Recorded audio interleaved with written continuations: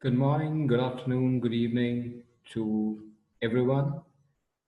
Welcome to the Future of Sales virtual conference brought to you by the Sales Enablement Collective. I am Abhinav Saxena, a former associate director with the Global Sales Strategy and Enablement team at Tata Communications. Today's session that I'm going to host is called The Journey from RFI to ROI from a practitioner's lens. I've been in sales enablement for more than 5 years now, right? And I've navigated through various roles before I finally ended up being in sales enablement. And right through the journey since I've started in sales enablement, I think what the common thing that I've seen is the project life cycle, no matter whatever big or small project you choose to be a part of or to lead, the steps of the journey that you follow are kind of same, right? So let me give you a little bit of more context of what are we talking about today, right? We're going to talk about the steps that are there involved in a typical project of sales enablement, right? A typical project that would touch the lives of your sales reps, a typical project that would touch the lives of your marketing folks, your customer experience folks, your service folks, right? So that's the scope, right? And also, we are also going to talk about, what are the pro tips? What are the things that we need to take care when we get into a project of this sort, right? So the slide deck that you would see today is more of a takeaway document for you. This is not the exhaustive list of steps by any means, but this is more for you to kind of take away after the session. And if you choose to, be a part of any of these projects, then this document can actually help you with some tips, with some things, points to remember that you would like to learn from, right?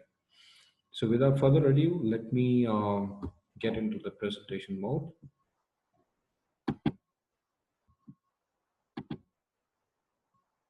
All right. So a typical sales enablement project, and if I look at from my lens, right, it typically looks like either a greenfield or a brownfield, right? And you are obviously aware of what's greenfield and brownfield, right? So, but just kind of recapping a little here, a greenfield project is where you start right from scratch. You have minimal knowledge about the steps to be followed. Typically, what happens in a greenfield project is you do a lot of research at the beginning, right? You do a lot of discovery, you do a lot of research. It could be primary, it could be secondary. You could look at multiple sources to gain information before you even start with the greenfield project, right? Whereas in brownfield project, there is a bit of knowledge available, right? There are those past experiences of success and failures, right, of a project, and then depending upon that knowledge, you're trying to do something different, right? So you're basically trying to build on a project which has already been done, and maybe it is the same project or it is a reincarnation of the same project, right, that you were doing before. But typically, if you look at any of these two projects, right, whether it's a greenfield project or a brownfield project, the steps more or less that you follow in any of these projects or programs, right, would be the same, right? So, yeah, and that's what I say. The only difference really is the time, the money, and the resources, right? And in terms of the allocation of each of these three, right? So right from the stage of the project inception, which I term as request for information, RFI, to the time you really realize the outcome of a project, right? And you talk about an ROI, return on your investment, the steps would remain the same. The only difference with a greenfield and a brownfield project would be the time, resources, and the budgets, right? So let's quickly look at the steps which are involved in this journey, right? I was talking about the discovery and the research when I talked about greenfield. This stage typically takes a little bit more time if you have a limited know-how about the steps involved, if you have a limited know-how of the kind of solution, or if you have a limited know-how of the problem that you're trying to solve, right? The next stage is formalizing the process. Now, this stage is very important because here you are, in some sense, laying down the charter for your project, right? And followed by capability evaluation, solution vendor selection, contract negotiation, and then finally getting into implementation, launch, and the post-launch adoption and the measurement, right? So we look at each of these stages one by one, and I'll be sharing my own experience with the help of one case in point. This was a project that I did a couple of years ago at Tata, and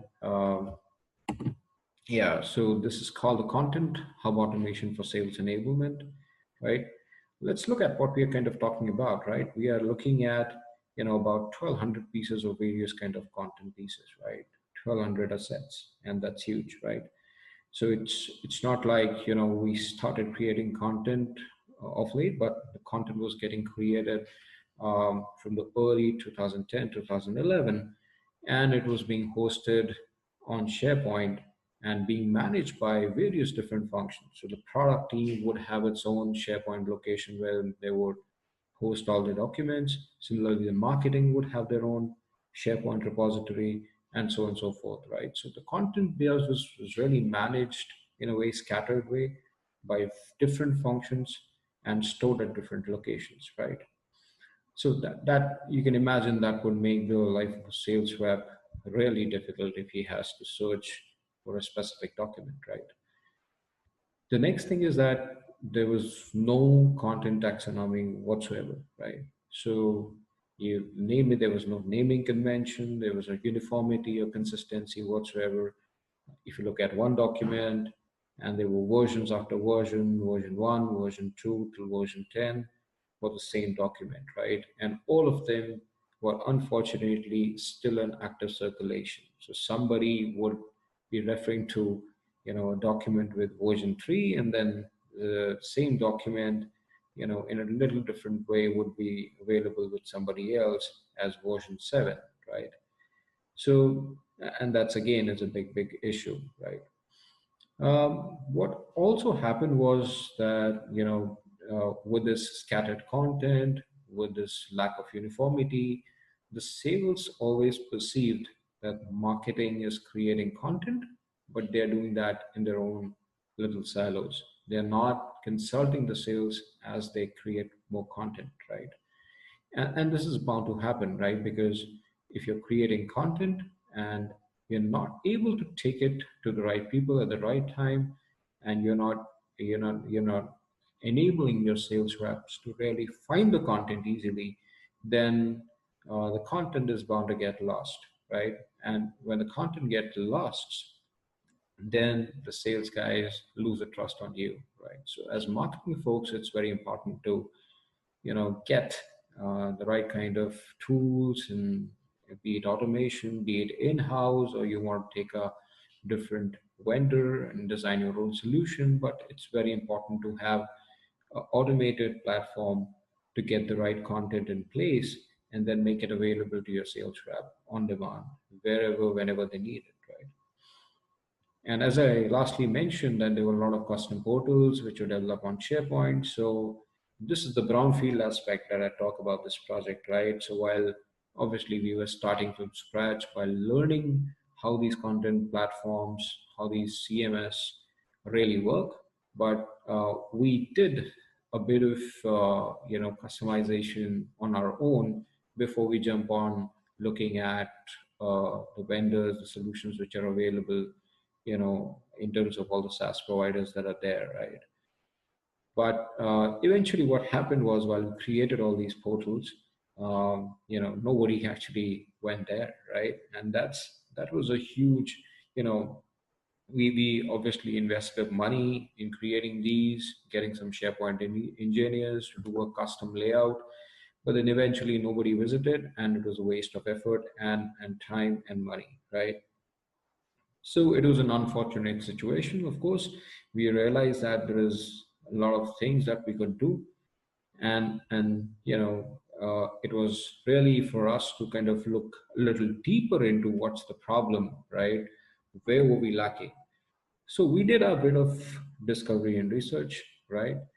That's the first thing that we did, right? That's the first stage of your project, right? And this is true with any project. It's not like, we are talking about content hub automation and it's only true for this project. You do any other project within sales enablement or, or in any other aspect, even sales readiness. I would say that these are the largest stages which will be there, right? So the first stage, discover and research, right? What we exactly went about doing is we knew that there were problems, but we still went ahead and interviewed a lot of people, right? And we diversified our group in terms of, having some sales VPs, some country managers, some sales executives, directors. So we kind of diversified the group of people so that we can get some real, important views. We can get some critical data points and why and what is stopping them from being successful, right? And this, mind you, has a direct impact on our content, right? If the sales guys are not confident enough in reaching out to their customers because they don't find the right content at the right time, this is a problem which needs to be solved by the sales enablement and marketing team, right? So what we did was we actually selected few candidates based on their power of influence, right? Whether they had a say in the company, right? Or whether they were currently engaged with the sales and marketing content, right? Whether they were at least making efforts to find content, right? And in any organization, there are early adopters of change, right? As you would know, some people who love to be on the go, some people who love to experiment with new technologies, new tools. Uh, so we kind of onboarded and selected such people to be part of our research program, right? There were a bit of group discussions that we did. Group discussions are particularly really helpful in getting a diverse views from marketing, from customer experience, and few other teams like market strategy, business ops as well, right? Because these teams also contribute in the creation of content, uh, and marketing obviously is the custodian or the creator of the content, right? Now, the next step, once you actually go past this stage of doing your discovery and research about what is the actual problem, what are the issues, uh, then the next stage is arriving at a problem statement, right? So you can see I've given an example of a problem statement. This was a problem statement that I used for myself when I was doing this project. Um, our sales reps are unable to find and share content with agility due to limitations with our existing content hub. And as a result, the content is seldom used, and marketers never get to know which piece of content really worked, right? And we obviously need to fix this, right? So this statement, once you arrive at this will act as a guiding pole, right? And that's very important because as you go through this project, you will keep on hearing a lot of people and you will get a lot of different views, right? And they might be slightly different from what you heard them saying before, right? So people keep changing, the views keep changing, but if you're going to execute a project in sales enablement, there has to be consistency in terms of looking at the same problem statement again and again and not forgetting about what we started with, right? So the next stage after you arrive at a problem statement is obviously you do a little bit of research on what are the potential solutions available in the market, and then obviously you validate some of these, some of the research data that is available with you. So all of these things is something that you can actually do, right? And once you've validated, right, all of this information, And the validation is typically done in terms of a project, right? Executive summary or a project report, that is delivered to the key stakeholders and the project sponsor, right? We actually delivered a pre-RFI presentation along with the executive summary to the project sponsors. So, and that helps, right? That immensely helps because it sets the right stage for you to get the right attention from all your stakeholders and the project sponsors, right? They start taking you a bit more seriously than they would normally do, right? Moving on, the next stage is formalizing the process, right? Um, this is a pretty straightforward step or a stage, but what really happens is that there are very, very small and fine things, you can say, text and finer print that you can miss out on, right? So the first step that you look at when you formulate the process is preparing the scope document. Now, the scope document is different from the RFI document, right? A RFI document is actually a derivative of the scope document. The scope document essentially has all your research and findings, from the discovery and research phase. Those key ones, you don't need to obviously write an essay, but you definitely want to make it as original as possible, putting that in an objective manner so that it's easily understood by all your stakeholders, right? Now that said, what you also want to do is share this document with the multiple people in the marketing and sales fraternity, right? The people whom you think will give you good feedback, right? That's what we did, right? That's what I did when I was doing this project. I shared this with a few of my colleagues in marketing, who really gave some very good feedback, right? Feedback that I could actually plug it back into my scope document. Another thing that you can use as a tip is you should check with your procurement team whether they will own the RFI process, right? In a lot of organizations, the procurement processes are very different. In my case, it so happened that the procurement team was supposed to own this process, right? I got to know this pretty late. Uh, so it created a little bit of a riffraff between us and the procurement team, and it led to a little bit of time waste, right? So it's recommended that whosoever is going to own the RFI process, it needs to be onboarded early, right? Uh, and obviously, you need to onboard other teams like legal and IT, because all these teams will definitely play a significant role as you move through the journey of the project, right? Another key aspect that I highly stress upon while you formalize the process is managing the program budget, right? Mind you, this is not the final sign off, right? Because you're still in the process of, finding out what will be the tentative cost. You still haven't evaluated any solutions from outside, or if you're going to build a solution in house.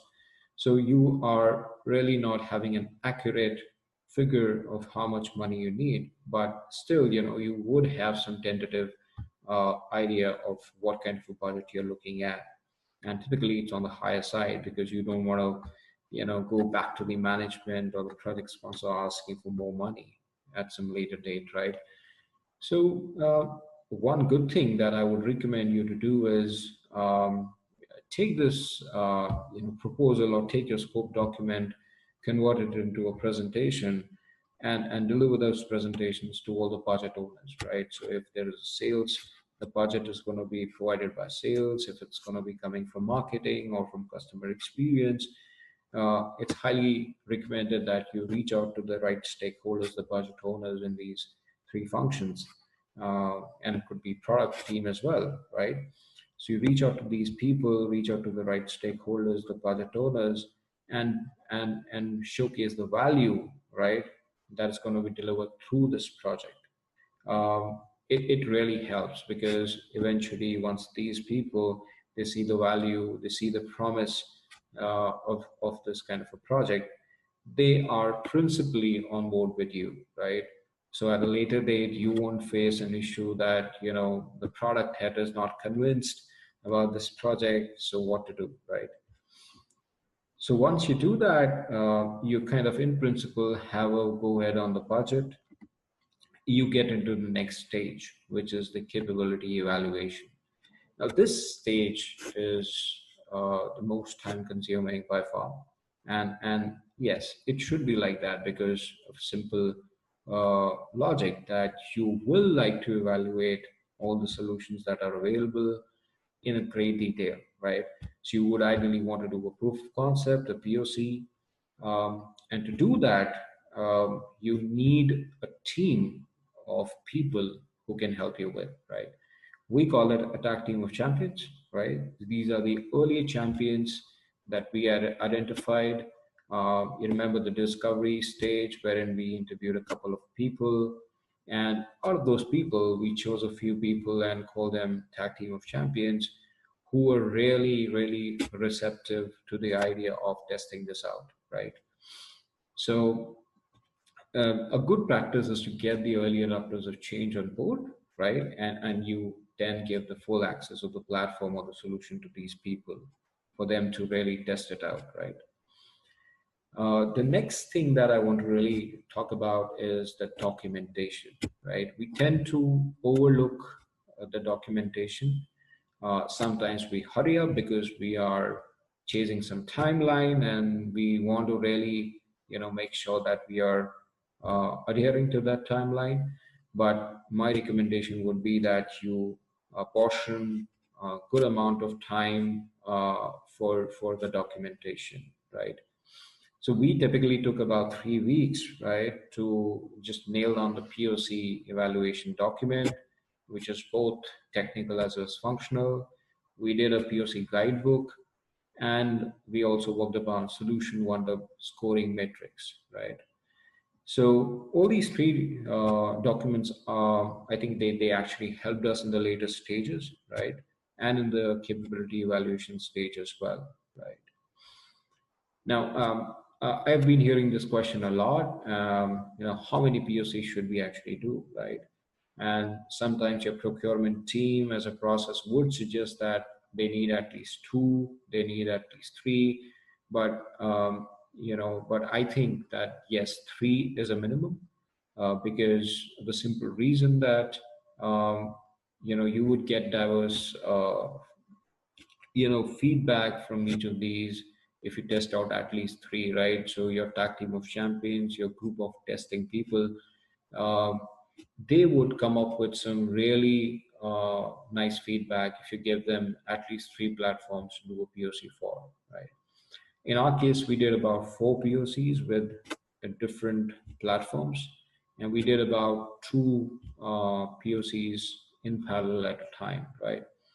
That kind of I would say that in the beginning we are not very sure that whether we should do two in parallel, but I think that worked in our favor because the tag team of champions, or the early or people who were involved in the POC testing phase, they were able to compare two solutions side by side and give us a fair evaluation of what worked well, what didn't work with each of those two platforms that they were evaluating or for a POC at the same time. So that's a good practice. Maybe it would work for you. But for sure, you should have at least three POCs before you make up a mind to evaluate or to select the right vendor or solution for yourself, right? Uh, Moving on, the next stage is vendor and solution selection, right? Uh, Now, this is where we typically think that, we have done everything, we have all the documentation in place, we did a fabulous capability evaluation of all the POCs, of all the vendors, of all the solutions. But I think we miss out on two of the key important aspects, right? So the first of them is that you need to look at some customer references. You should definitely ask for customer references from all of these vendors and at least two of them. I personally learned a lot, right? So it's not just that you got these references and you're happy about it, but it's about getting these references, making an effort to call the contacts at these references, and chat at least 30 minutes with them about what went good, what went wrong, not just about their relationship with the vendor, but or the support that the vendor gives, right? But it's more about learning from their individual journeys, right? So all these references would have already traveled through this journey, right? And they would share a lot of insights on what went right or what went wrong for them. So I think that this is definitely one thing that you should do. You should ask for references and make an effort to contact those references and talk to them. The second thing that you want to really do is lay down your pricing expectation with your procurement team, right? And obviously, if you have any specific terms and conditions, because what happens is that once you select the right solution or the vendor, your procurement team will roll out an RFP, right? And obviously, RFP is something that is will be derived, from the RFI document that you prepared earlier, but it will set out some terms and conditions, some pricing expectations, or any specific cost breakdown structures that you're looking at. And that is something which you should definitely, um, you know, uh, talk to your procurement team about before they go on and release an RFP to all the shortlisted vendors. Another thing that you need to do, and it's the most important thing, I think, in the selection or solution selection phase, is that you have to sell your project internally to your stakeholders, right? So it's not enough to say that we have done the evaluation of all the vendors, and this is what it looks like. I think this is the one that we're going to select based on the POC assessment. I think that looks a little naive, because the management, the project sponsor, would look at some other aspects. So some of the aspects to look at while you're presenting, or while you are selling this project or idea to any of your stakeholders, is to look at each vendor and prepare a brief on each vendor, right? Like, for example, what are the demographics? What is the scale of business? What are some kind of customers that they have currently? And do any of those customers actually belong to your industry or your scale of business, right? Another thing that you should definitely look at is look at analyst reviews about all these vendors, right? And so look at reviews from Gartner, look at reviews from G2 Crowd, and make a vendor scoring sheet based on these analyst reviews. Also, while you do this, you should never forget your tag team of champions, the hard work that they did for you. Ultimately, they were the ones who tested all these vendors, who evaluated all these platforms for you. And you should never forget to take, feedback from these people and include that back into your presentation, um, to the stakeholders, right? Because I think the data and everything cannot be objective, right?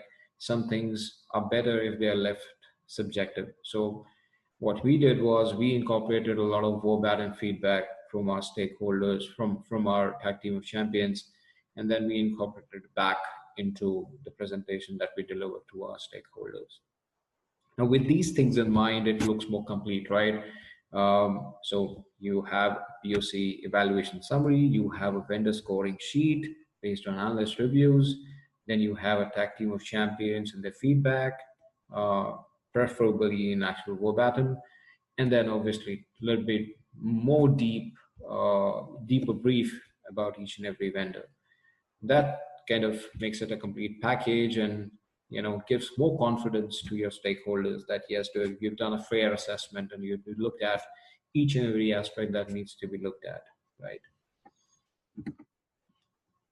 Now, if you move on to the next stage, which is the implementation, right? And what I really say is that you will definitely hit roadblocks, right? Even if you do each of the earliest steps with all patience and hard work and diligence, still you would face a lot of roadblocks, right?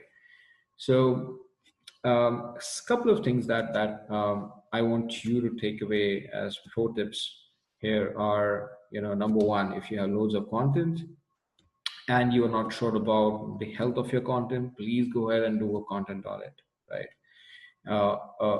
We did a content audit with as a separate project, right, with one of our agencies and the product marketing team, because ultimately the product marketing team is the team that creates the content, right? But sometimes you cannot give this entire responsibility to the product marketing team to do this audit. So we took the responsibility of doing the audit, obviously in collaboration with the product marketing team. And then we onboarded an external agency who could actually help us in project managing this entire project, right? And we completed this project before we reached the implementation stage. Because if you don't do that, then your implementation will definitely get delayed. So, that's the bottom line, right? And if you look at each of your product marketing segments, right? So if you have various product lines, if you have various solutions, and if there are product marketing folks that are managing each of those, you should look at what is the volume of content, what is the type of content with each product marketer, and you should definitely set some deadlines for the product marketer to kind of complete those audits, right, in conjunction and collaboration with the agency.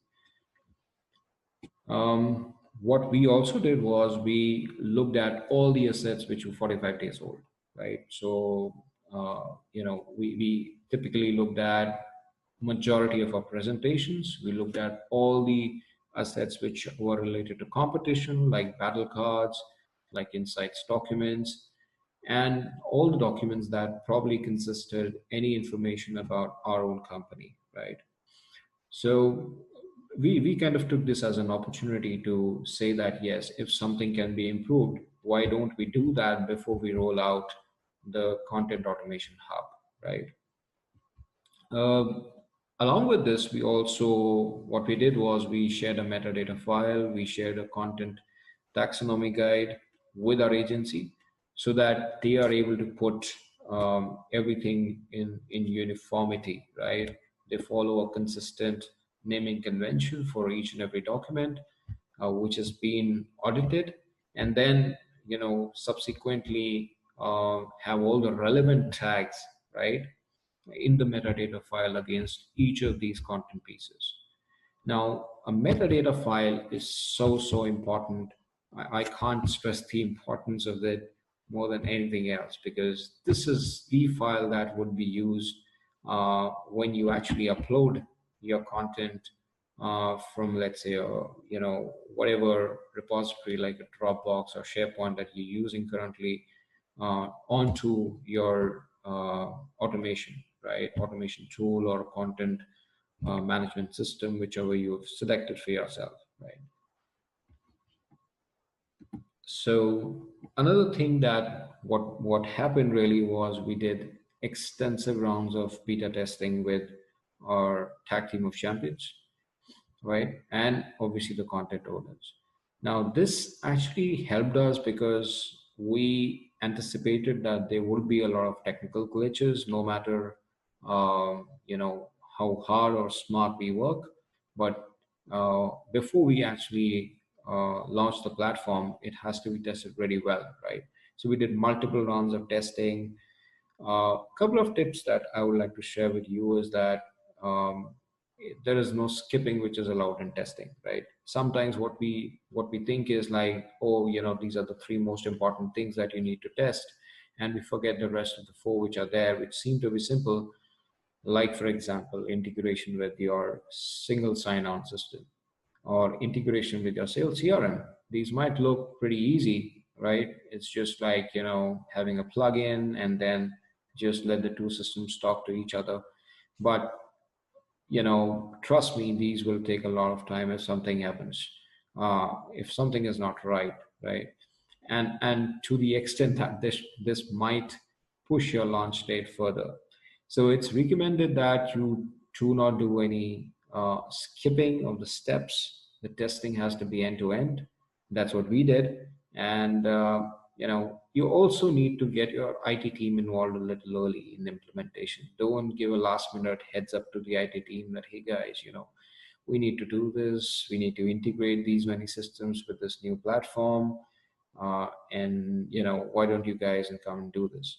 Uh, you know, so a good practice is to really get them on board, right? I mentioned that earlier in the phase of formalizing the process, wherein you need to get other teams on board, like legal IT, so that they are also informed that you're doing this project. Preferably, you should give a demo of the platform or the solution, whichever you've chosen or whichever you've selected, to your IT team as well, right?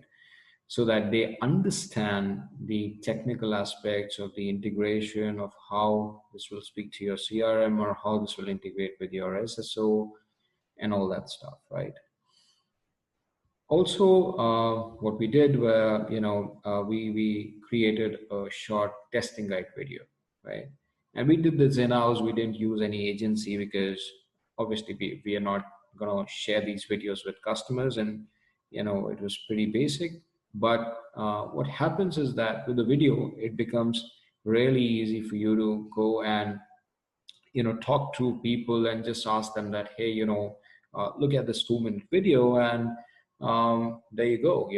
You will be able to do the testing all by yourself. You don't need to follow a document or read through it.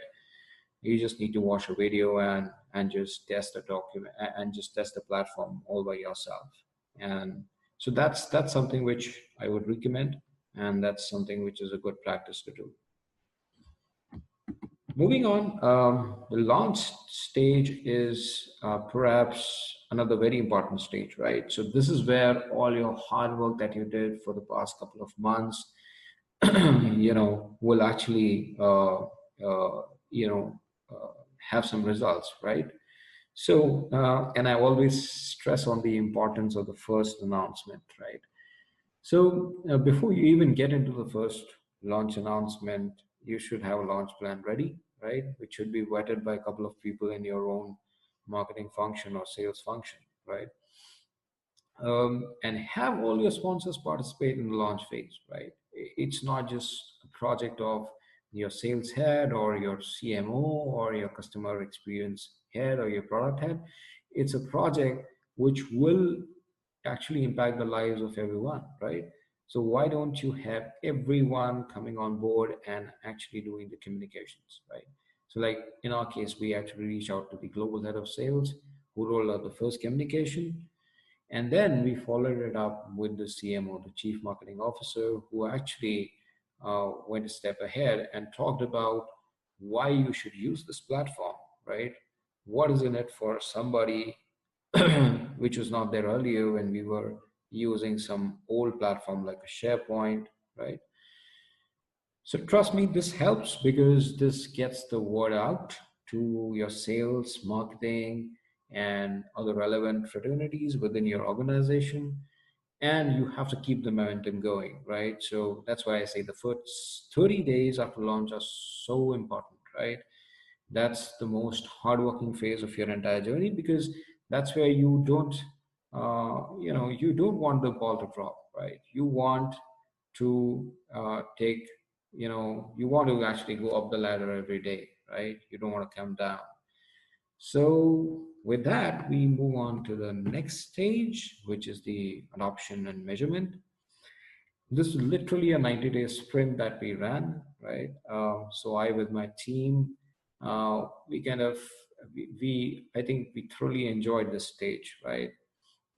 Some of the pro tips for you guys is get your adoption dashboards ready within 30 days of launch. Uh, Try slicing the views by each program sponsor, right? Because earlier we talked about the importance of roping in more and more project and program sponsors from sales, products, marketing, and customer experience. So now it's a time for you to kind of go back to them and showcase that, yes, these dashboards are customized to you.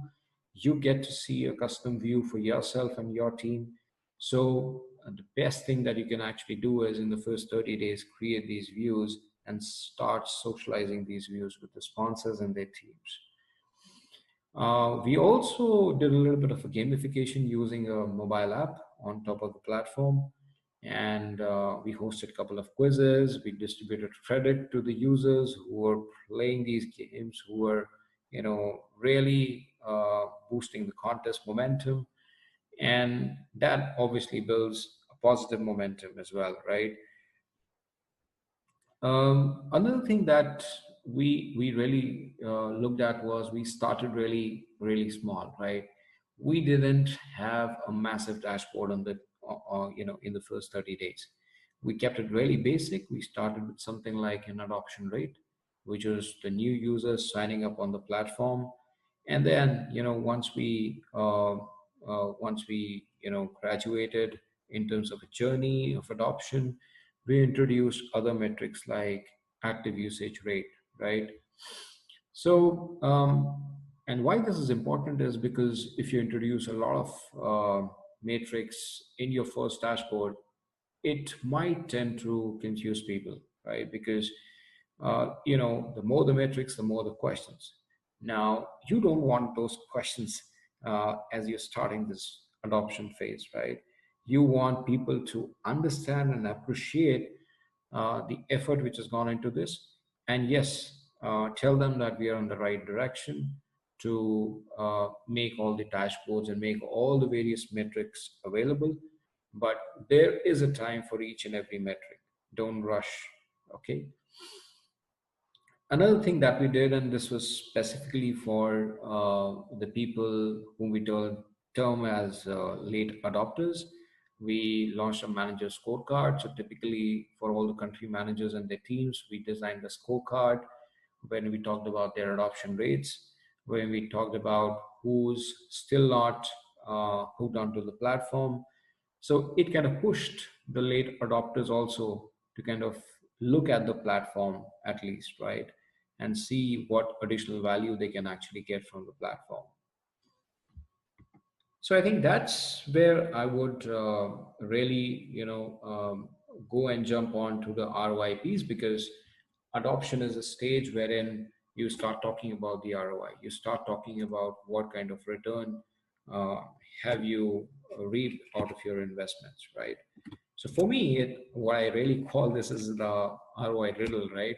And ROI riddle, why I call this as a riddle is because, depending upon whom you're talking to, right, you will have to play your game, right?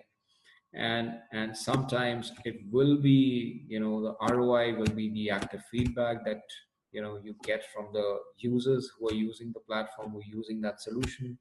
It could be appreciation, it could be a suggestion, right? Which can make a use case more complete. But let's not undermine the role of the numbers and the metrics, right? They are equally important. So with us, so happened that, at times when I talked about, instances wherein we got really happy feedback from our users, the questions were asked like, okay, show some data points, right? So that's where your metrics and numbers will come in handy. And three of my favorites that I have used in the journey are, total deal value closed in a month, wherein content hub was used, right? So one piece of content or several pieces of content were used, and the deal value that was closed in a month, and you compare it to the monthly license cost of the active users, right? The second metric is conversion of the total pitches made. So these are the pitches done by your sales rep to the customers, right? And then obviously, the conversion from these pitches to the actual deals won, right? And you can do this by both count and value. And the third one is the content usage, engagement by active users, and you compare this metric from the pre content hub launch time to the post content hub launch, right?